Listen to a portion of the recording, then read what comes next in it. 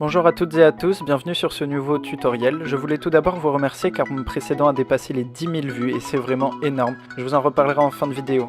Bon visionnage. Pour réaliser votre système de goutte à goutte, vous aurez besoin d'une bouteille en plastique tout à fait quelconque, de glu, d'un briquet, d'une aiguille en métal, de cure-dents ou de ficelle, au choix. Si vous décidez d'utiliser la ficelle, vous pourriez également avoir besoin d'une épingle plus grosse et d'une pince fine. Pour ce qui est de l'aiguille qui va vous servir à percer les trous, je vous recommande d'en prendre une avec une tête en plastique afin de ne pas vous brûler au moment où l'on chauffera l'aiguille et de ne pas vous faire mal en appuyant dessus. Prenez votre aiguille protégée en l'attrapant par la tête en plastique afin de ne pas vous brûler, puis chauffez-la avec un briquet. La chaleur va permettre à votre aiguille de rentrer plus facilement dans le plastique. Retournez votre bouteille et faites un premier trou, puis au-dessus de ce dernier, percez-en un deuxième, plus petit.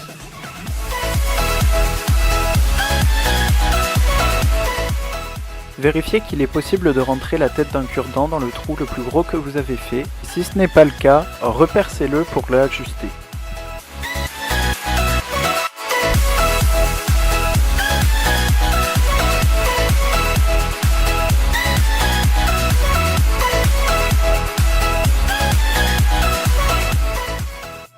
Positionnez ensuite le cure-dent de manière à ce qu'il soit légèrement incliné.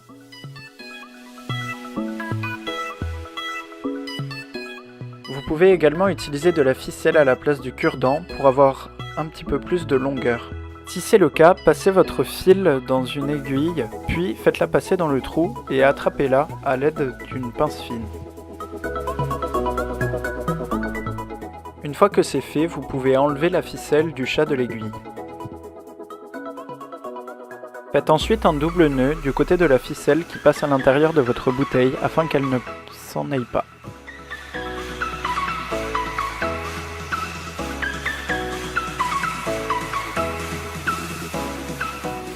Étanchéisez ensuite le trou principal, celui par lequel passe le cure-dent ou votre ficelle à l'aide de glu, en faisant bien attention à ne pas recouvrir le petit trou secondaire qui se situe juste au-dessus.